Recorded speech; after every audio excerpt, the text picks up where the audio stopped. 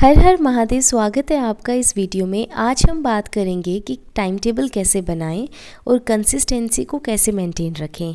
जब भी आप किसी एग्ज़ाम के लिए प्रिपेयर करते हैं, आपके लिए बहुत ही इम्पोर्टेंट है कि आप एक टाइम टेबल बनाएं, डिसिप्लिन में रहें और कंसिस्टेंसी के साथ अपनी प्रिपरेशन को रखें। तो बहुत से क्वेश्चन मुझसे पूछे गए थे कमेंट में कि आपका टाइम टेबल क्या है, प्लीज़ आप हमसे शेयर करें और आप कैसे कंसिस्टेंसी मेंटेन रखती हैं वो भी हमें बताएं। देखिए, मेरा जो टाइम टेबल है वो एक नहीं है, ज़रूरत के हिसाब से मैंने बहुत टाइम टेबल बनाए हैं और उनको फॉलो किया है। एसएससी का जो मेरा ये अटैम्प्ट है, ये पहला अटैम्प्ट भी नहीं था, तो हर अटैम्प्ट के लिए मेरा टाइम टेबल डिफरेंट था और हर टाइम रिक्वायरमेंट के साथ मेरा टाइम टेबल चेंज भी हुआ है। क्योंकि कोई भी टाइम ऐसा नहीं था जब मैं कोई डिग्री या क्लासेस नहीं कर रही थी, तो मुझे उन सब एजुकेशन चीज़ों को भी इनकलकेट करना था इन चीज़ों के अंदर, तो चीज़ें डिफरेंट हुई। तो आप टाइम को डिवाइड कर सकते थे सब्जेक्ट के हिसाब से, सिलेबस के हिसाब से। तो मैंने अपने टाइम टेबल्स बनाए हैं, मैं आपसे शेयर करूंगी और उसके बाद मैं आपको रेकमेंड करूंगी कि कौन सा टाइम टेबल आपके लिए बेस्ट रहता है। तो अभी जो मैं आपसे शेयर करने वाली हूँ अपनी नोटबुक, ये मैंने 2018 से बना रखा है। मतलब आप समझिए कि 2018 से मैं एसएससी के लिए प्रिपेयर कर रही हूँ।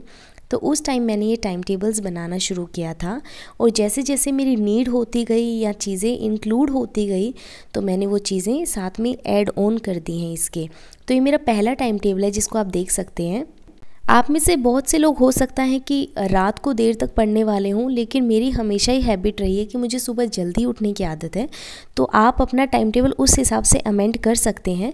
तो मैंने ये टाइम टेबल बना रखा है, आप देख सकते हैं। सुबह 5:30 उठना, उसके बाद नहाना धोना, पूजा पाठ करना, और मैंने सबसे पहले ही शुरुआत में इंग्लिश की वोकैब का पार्ट डाल रखा है क्योंकि माइंड फ्रेश रहता है और वोकैब पढ़ने में इंटरेस्टिंग भी लगता है।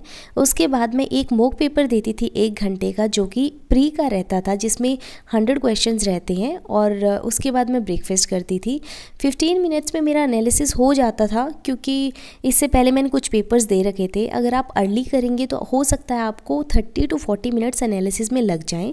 और आप देख रहे हैं कि इसके बाद मैंने कैसे डिवाइड कर रखा है सब्जेक्ट के हिसाब से, मैथ्स को, रीजनिंग को, इंग्लिश को, एडिटोरियल पार्ट को, करंट अफेयर को, प्रीवियस पेपर को, प्रैक्टिस सेट को, सबको इंक्लूड कर रखा है। और आप देखिए ध्यान से कि मैंने घर पे बात करने का टाइम, डिनर का टाइम, उसको भी अलग से डिवाइड कर रखा है। मतलब आप देखेंगे 1-1 घंटे का स्लॉट मैंने दे रखा है अपनी एक्स्ट्रा एक्टिविटीज़ को, रिफ़्रेशमेंट के लिए।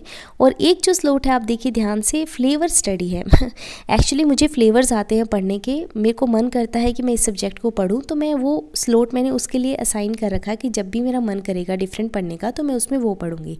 अब सेकंड पेज में आप देख रहे हैं कि मैंने सब्जेक्ट के हिसाब से चीज़ों को डिवाइड कर रखा है।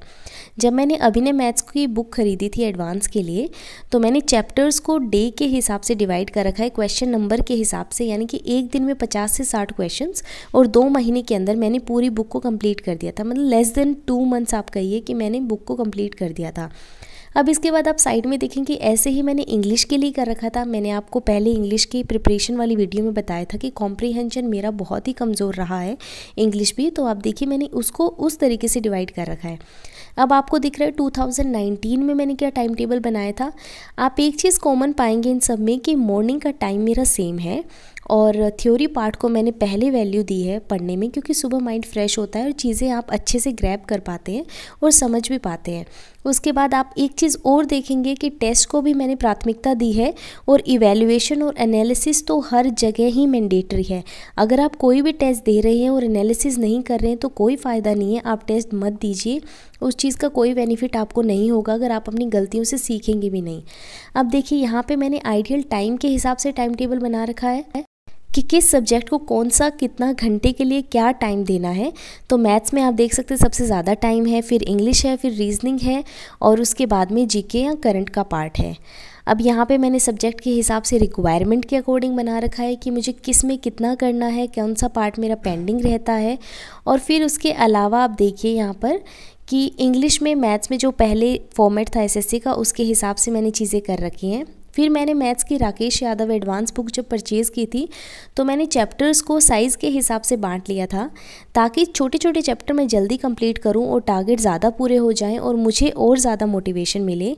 अब यहाँ पे साथ में मैंने अपने और पेपर्स जो हैं, जैसे कि मैंने बीएड कर रखा है, मास्टर्स कर रखा है एजुकेशन में, और बाकी चीज़ें जो कंप्लीट करके तो उनकी एजुकेशन को भी साथ में मैंने डाल रखा है, क्योंकि वो चीज़ें भी साथ के साथ मुझे पैरेलली चलानी थी। अब आप देखिए यहाँ पर जो ये वाला पोर्शन मैंने डिवाइड कर रखा है, इसमें मैंने सारी की सारी चीज़ें कर रखी हैं कि मॉक कब देना है, कितने घंटे के लिए मुझे मैथ्स पढ़ना है, कितने घंटे के लिए मुझे रीजनिंग पढ़ना है, कौन सी क्लास करनी है, यूट्यूब से कौन सी क्लास लेनी है, उस हिसाब से मैंने डिवाइड कर रखा है। और ये जो पेज है ये पूरा का पूरा ही जीके और करंट के लिए मैंने डिवाइड कर रखा है। तो इस प्रकार से मैंने अपने सारे टारगेट बनाए थे। जब मुझे ज़रूरत हुई उनको चेंज करने की, मैंने चेंज भी किया। ऐसा नहीं है कि बस एक टारगेट बना दिया और उसके सहारे मैं बैठी रही, बिल्कुल नहीं। जहाँ मेरी चीज़ें कंप्लीट हो जाती थी और मुझे लगता था कि अब मुझे अमेंड करने की ज़रूरत है और चीज़ों को एक्स्ट्रा पढ़ने की ज़रूरत है, तो मैं उन चीज़ों को ऐड ऑन कर देती थी। एसएससी के मैंने जितने भी अटैम्प्ट दिए हैं तो ये नोटबुक मेरे साथ हमेशा रही है 2018 से। इसी में मैंने अपने सारे टाइम टेबल, कौन सी चीज़ें मुझे पढ़नी है, वो सब डाल रखे हैं। अब देखिए 2022 का जब मेंस आने वाला था तो मैंने हर दिन के हिसाब से छोटे छोटे टारगेट सेट करके ये कॉलम्स में मैंने भर रखे हैं और उस हिसाब से पढ़ाई की थी। और 2023 के मेन्स के लिए भी मैंने चीज़ें पहले नोट डाउन कर ली कि मुझे कितनी चीज़ें पूरी करनी है, किस में क्या सिलेबस रहता है। और उसके बाद में मैं आपसे जुड़ गई थी टारगेट स्टडी ब्लॉग्स के थ्रू, और आपने पूरा ही 25 दिन का टारगेट मेरा देखा है। और फिर बचे हुए 7 दिन के अंदर जो चीज़ें मुझे रिवाइज करनी थी वो मैंने की हैं। अब आपका क्वेश्चन मुझसे रहेगा कि हमारे लिए कौन सा टाइम टेबल बेस्ट है और हमें किस टाइम टेबल को फॉलो करना चाहिए।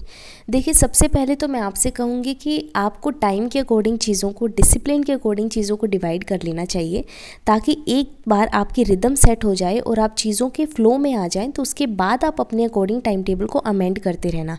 तो आपने देखा होगा शुरुआत में मैंने टाइम के अकॉर्डिंग चीज़ों को डिवाइड कर रखा है, उठना कब है, पढ़ना कब है। अगर आप इस तरीके से चीज़ों को डिवाइड कर लेते हैं तो आपका माइंड उस तरीके से फंक्शन करने लग जाता है। फॉर एग्जाम्पल, जब मेरे को मेंस का पेपर देना होता था, मैं हमेशा कोशिश करती थी कि मैं 9 से 11:15 के स्लॉट में ही पेपर दूं, क्योंकि उसी टाइम एक्चुअल पेपर होना था। तो उससे क्या होता है, आपका माइंड प्रिपेयर हो जाता है उस टाइम पर रिस्पॉन्स करने के लिए। अब ये तो था एक चीज़। दूसरी चीज़ है कि आप पहले एनालाइज कीजिए कि आप हो कहाँ पर, आपका काम कितना रहता है और आपने कितना पढ़ लिया है। उस हिसाब से आप टारगेट के हिसाब से सेट कर लीजिए, वरना आप एसएससी के 6 महीने जो हैं अभी सीजीएल का प्री होने में, आप उस हिसाब से चीज़ों को डिवाइड कर लीजिए। अपनी बुक को नोट डाउन करिए कौन कौन सी बुक आपको पढ़नी है और फिर टाइम के अकॉर्डिंग उनको डिवाइड कर दीजिए। पहले अपना सिलेबस कंप्लीट कीजिए और हफ्ते में 2-2 मॉक रख लीजिए। इसके बाद में जैसे ही पेपर पास आने लगे, आप हफ्ते के शिफ्ट के हिसाब से 3 पेपर भी दीजिए, 4 पेपर भी दीजिए। मैंने तो एक दिन में 4-4 मॉक पेपर भी दिए हैं और उनका एनालिसिस किया है। अपने टाइम टेबल को आप बिल्कुल अमेंड करते रहना, जहां आपको नीड होती है उस हिसाब से चेंज करते रहना। सबसे ज़्यादा ज़रूरी है कि आप अपनी प्रिपरेशन को अभी स्टार्ट कर लें, ताकि आपको प्री के लिए अभी से सफिशिएंट टाइम रहे। आप सब अभी अपना रूटीन बना लीजिए और उस हिसाब से पढ़ाई स्टार्ट कर दीजिए, ताकि आपको कोई इशू ना आए, और फिर अपना time table time to time set करते रहना। अगर आपको अभी भी कोई क्वेश्चन है या डाउट है जो आप मुझसे पूछना चाह रहे हैं, तो प्लीज़ आप कमेंट में लिख देना। मैं जल्दी से जल्दी उसका रिप्लाई देने की कोशिश करूँगी। और इसके अलावा मैं आपको यही रेकमेंड करूँगी, देखिए टाइम बहुत ही कम है, 6 से 7 महीने ही है, जल्दी नोटिफिकेशन आ जाएगा।